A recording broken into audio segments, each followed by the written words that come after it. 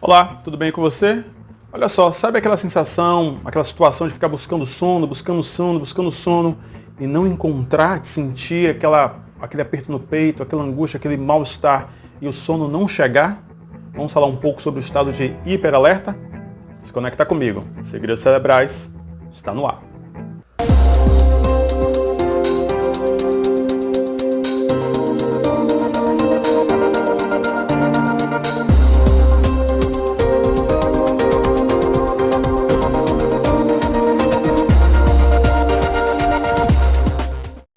Hipervigilância, se a gente for entender esse termo, né? Que estado é esse de hipervigilância?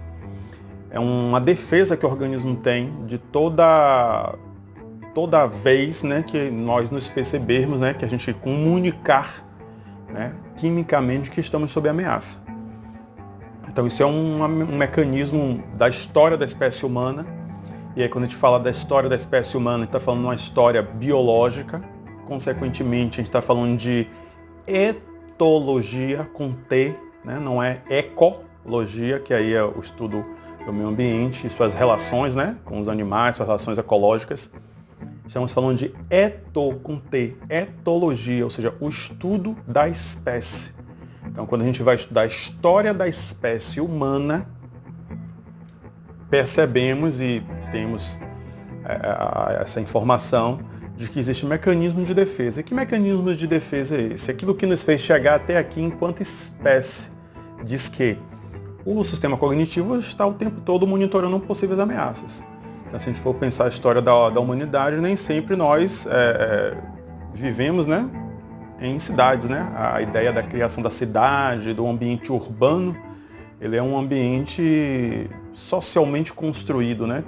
Foi criado, digamos que recentemente, isso em termos de espécie. Se formos pensarmos aí em milênios atrás, nós não vivíamos em cidades, né? Não como é constituída hoje. Então, na essência, né, da base biológica humana, todos os mecanismos de monitoramento de ameaça, será que vem um leão? Será que vem uma cobra, uma serpente, um escorpião? Né? Qual a ameaça que vem? Um urso? Então, se a gente for perceber, o leão ele tem aquela cor meio caramelo, né? Meio marrom, caramelizado, a cor ali do capim queimado, né? Então ele se camufla. Se a gente for pensar em termos de algumas cobras, serpentes, né? Meio esverdeada, da cor das árvores, meio com aquele cor da madeira que tem das árvores, os escorpiões se confundem muito com a palha no chão. Então, ou seja, o urso, né?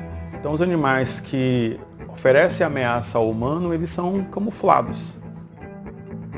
Então, nosso sistema cognitivo, ele está o tempo todo monitorando possíveis ameaças, isso automaticamente. Claro que se a gente trouxer esse mecanismo para tempos atuais, em condições normais, não estamos aí o tempo todo encontrando tigres, nem leões, né, nas cidades, digamos que assim. Mas as ameaças tomaram o lugar do tigre. Quais são? As dívidas para pagar, os boletos, as exigências, a ameaça, a violência urbana. A ameaça é o que não falta, né? Quem vive em cidade, ou seja, nós não estamos na selva, mas vivemos na selva, né? Digamos que assim, a selva é o que se chama aí da selva de concreto e aço, né? Onde nós vivemos aí diversas ameaças, né? Então, ou seja, tirou-se o ser humano da selva, mas não necessariamente... Tirou-se o ser humano de dentro da selva, né? Mas não necessariamente tirou a selva, né, de dentro do ser humano. Então, vivemos em relações hostis, ambientes hostis. Dentro desse cenário, todos os mecanismos biológicos de defesa que nos trouxeram, né, até aqui, sobrevivência da espécie, continuam ativos. Dentre eles, esse mecanismo de defesa, de monitorar o tempo todo possíveis ameaças. Isso não necessariamente que a gente está fazendo de forma consciente. Existe sim um patamar que nós, né, fazemos isso de forma consciente, a gente está olhando possíveis riscos, perigos, monitorando o ambiente, mas existe um software, digamos que assim, em modo stand-by, que está o tempo todo monitorando. Isso a nível infraconsciente. Nós não temos essa consciência, mas a nível infraconsciente, esse escaneamento está o tempo todo acontecendo, né? Como que uma espécie de um antivírus, entre aspas, como a gente vai fazer um sistema computacional, né? o antivírus está o tempo todo ali monitorando. Qualquer ameaça, ele entra em ação. Então, só para a gente fazer um paralelo, né, comparativo. Claro que existe uma diferença gigantesca, mas só para a gente poder tornar o assunto mais palatável, mais acessível, digamos que assim. Então, dentro desse cenário aí, o nosso sistema ele é infraconsciente, ou seja, a gente está abaixo do nosso limiar perceptivo, a gente não tem consciência, mas está o tempo todo ali percebendo. Então, deriva daí muitos receios que a gente tem, muitas sensações às vezes, de insegurança, alguma sensação de que não é bem assim, tudo isso fruto de que o nosso sistema cognitivo já captou alguma possível ameaça ali, né? Que pode se confirmar ou não. Aquela ameaça pode se confirmar em algo aversivo, em algo realmente que atente à nossa integridade, ou não, pode ser fruto de uma hipervalorização, né? Mas enfim, fato é que toda vez que nós estamos em um ambiente, esse ambiente está comunicando, né, uma série de estímulos aversivos e estímulos que estão ali presentes. As situações de estresse, as situações de raiva, as situações de cobrança, as situações de decepção, tudo isso comunica neuroquimicamente para o nosso sistema como está essa modulação ambiente externo, né, ambiente interno, e como nós percebemos isso. Quimicamente, isso é comunicado por meio de cortisol, adrenalina, uma série de outros neurotransmissores, né, que percorrem, obviamente, o nosso veias, né, vias e vasos, nossa corrente sanguínea, né, digamos que assim, superficialmente falando. E qual o resultante disso? Que nós comunicamos ao nosso sistema cognitivo como está o nível de risco do ambiente. Quando esse nível de risco ele ultrapassa um certo limiar, estamos comunicando, olha, estamos em um ambiente hostil. A ameaça pode acontecer a qualquer momento. Estamos em um ambiente hostil, a qualquer momento pode vir um urso, pode vir um leão, pode vir um tigre, pode vir a serpente, pode vir um escorpião. Claro que a gente viu que não é o urso, não é a serpente, não é o escorpião, são as diversas situações, os medos que temos, né, das situações, das consequências das situações que nós nos preocupamos. Então, quando atinge um certo limiar, um patamar, é desencadeado esse sistema de hiperalerta. Então, eu não posso dormir. Mas por que eu vou dormir? Não pode dormir. Isso a nível infraconsciente, né? Não é o não dormir, a insônia, ela não é um ato de vontade. A pessoa não escolhe não dormir, ela apenas se vê não dormindo. Porque comunicamos quimicamente, né, no nosso sistema de que a ameaça pode vir em qualquer momento. Então, se a ameaça pode aparecer, surgir a qualquer momento, a gente não pode dormir. Por uma razão muito simples. Se eu dormir, eu estou vulnerável. Eu tenho que estar acordado para quando o leão chegar, se chegar, e tudo indica que vai chegar, digamos que assim, eu vou lutar ou vou fugir. Se o escorpião for chegar, se eu vou lutar, eu vou fugir, né? Se eu vou pegar, ou seja, sempre o nosso mecanismo de fuga ou esquiva, né? Digamos que assim, não são os únicos mecanismos, mas digamos que superficialmente, né, trazendo esses dois mecanismos, luta para um estímulo aversivo ou se foge, né, se esquiva, né? Luta ou esquiva. Então eu tenho que estar atento. Porque se eu estou dormindo, eu estou vulnerável. Então se eu estou dormindo, eu estou ali parado, dormindo, eu não consigo nem lutar, avaliar se vale a pena, se compensa entrar em luta com aquela possível ameaça, ou se por alguma avaliação não compensar, fugir. Então você não pode dormir, porque dormir você já, digamos, se entregou, né, para a ameaça. Então é esse mecanismo, né, de defesa ancestral que desencadeia a insônia. Eu preciso estar acordado para ver. Se for um escorpião, a gente pega um galho e bate nele, joga uma tocha de fogo, joga uma pedra, joga alguma coisa e elimina. Se for uma cobra, dependendo de como for essa cobra aí pega, você já consegue lidar. Se for um leão, a gente já cai fora, a gente já foge. Se for um urso, se for uma matilha de lobos, então como que a gente vai fazer, né? A gente precisa, porque a gente também não pode fugir de qualquer forma, porque se a gente fugir de um ambiente para outro, a gente pode estar saindo de uma possível ameaça e indo, né, para a ameaça em si, fugindo de uma ameaça e indo para outra. Então vamos esperar, ver e avaliar se a gente luta ou se a gente foge. Tanto uma opção lutar quanto a opção fugir, a gente tem que estar atento, acordado, para poder avaliar. E é por isso que nós, né, no estado de hiperalerta, hipervigilância, ficamos insone, né? Ficamos ali acordados avaliando. E aí, mais uma vez, né, reforçando, não se trata aqui dos animais em si, né, da floresta, obviamente, né? Você está entendendo. É uma analogia, né, uma comparação, uma figura de linguagem. Os leões, os matilhas de lobo e escorpiões e tudo mais, hoje em dia o que são, né? São as ameaças, são as exigências, né? São as cobranças, né? Cobrança profissional, cobrança pessoal, as preocupações, né?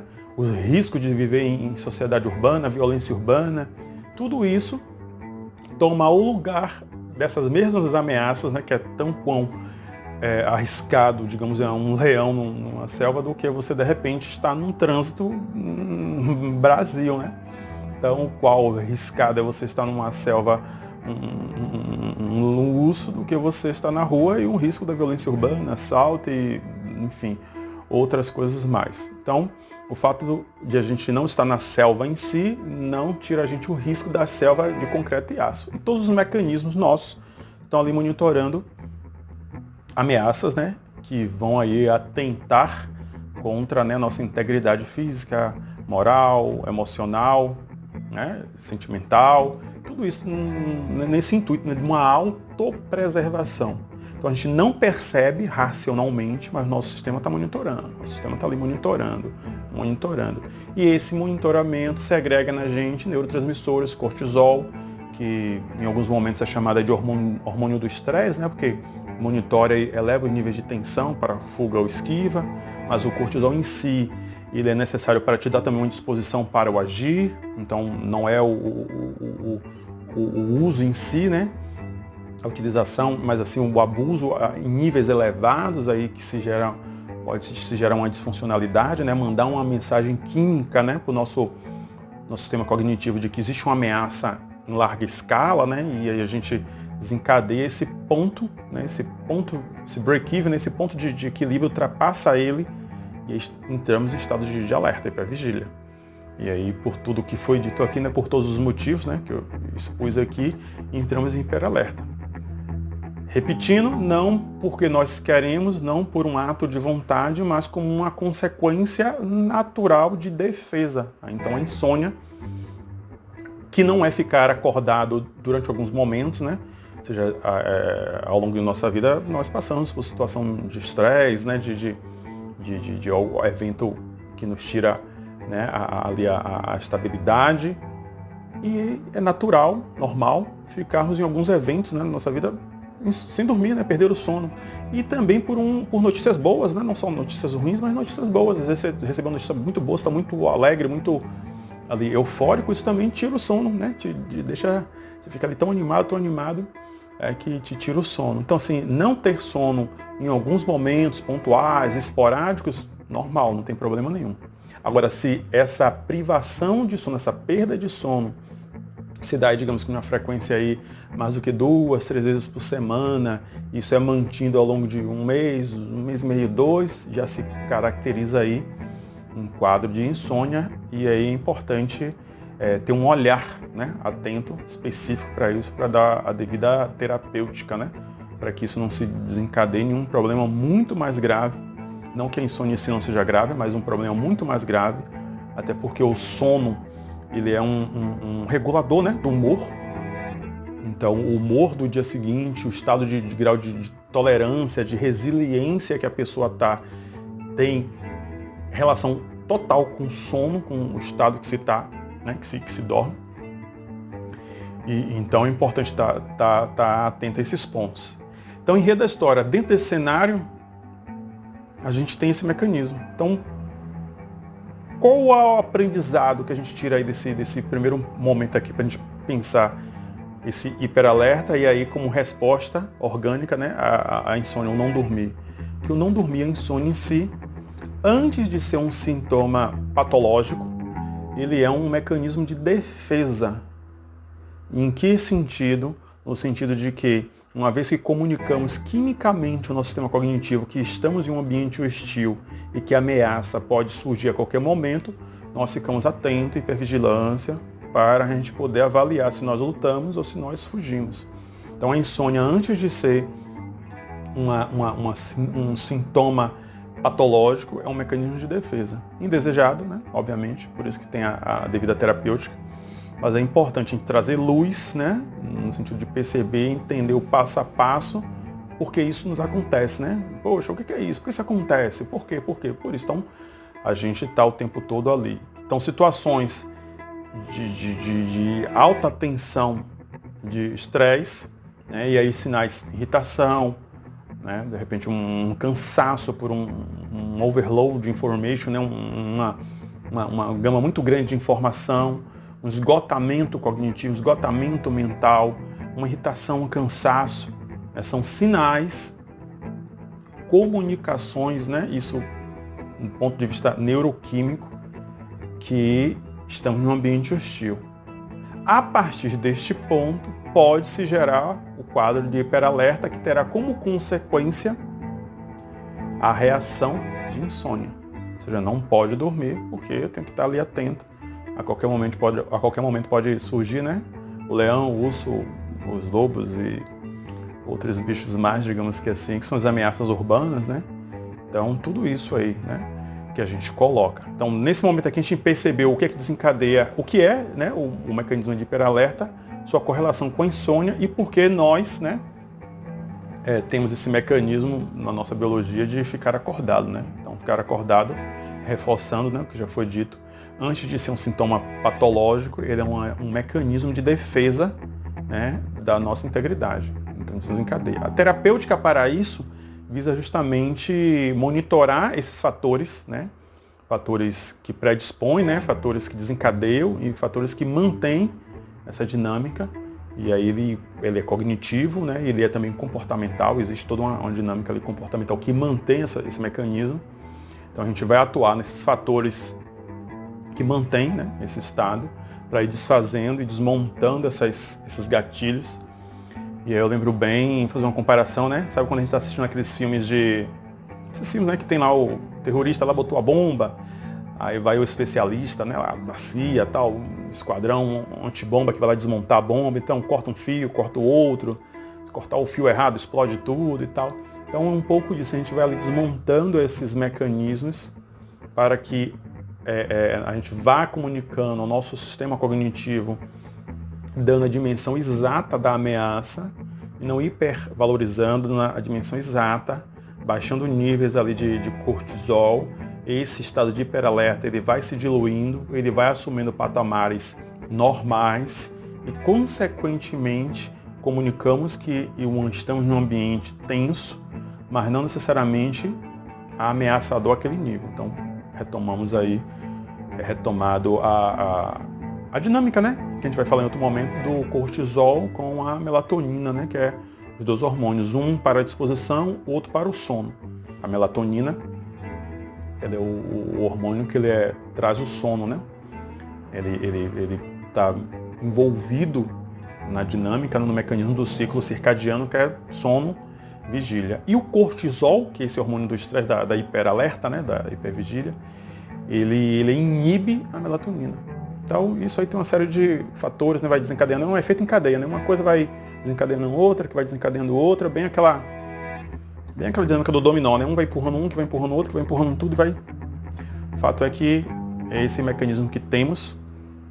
Então, a gente pode aqui hoje, nesse momento aqui, poder trazer um pouco mais de entendimento, né? A gente poderia ficar horas falando disso aí, tem muita coisa que eu não falei, pulei muita coisa, mas só para a gente trazer um primeiro entendimento aqui basilar, né, de base ali superficial, que a gente já entende que, digamos que a insônia ela é natural, né, o que não significa que seja aceitável, o que não significa que seja desejável, o que não significa que seja agradável. Não, ela não é aceitável, não é desejável, não é agradável. E por isso mesmo que vamos tratá-la dentro das técnicas científicas, né? Mas é importante a gente não ignorar, né?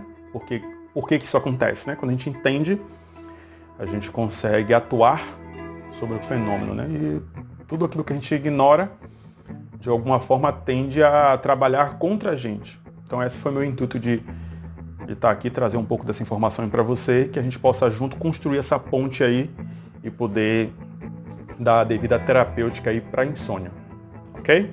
Então, ficamos por aqui. Nos vemos no próximo Segredos Cerebrais.